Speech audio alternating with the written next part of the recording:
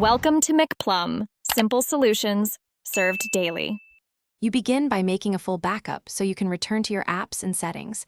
This is non-negotiable.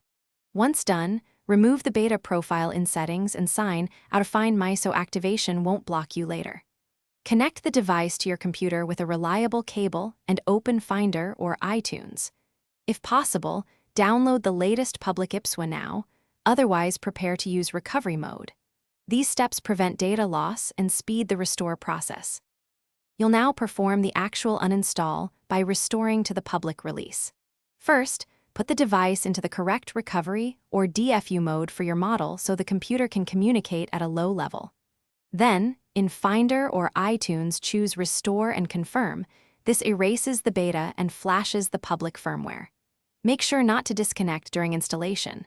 Once the restore finishes, the device reboots to the Setup Assistant, and you can choose to restore from your backup. You finish by either restoring your backup or setting up as new. Make sure iCloud and app downloads complete correctly. If you encounter activation or Apple ID errors, sign in on the device and verify your credentials, then retry. Should the device fail to restore or remain in recovery loop, try a different USB cable or another computer. Sometimes reinstalling Finder/iTunes helps. If problems persist, contact Apple support or visit a store. Thanks for watching. Stay juicy and subscribe.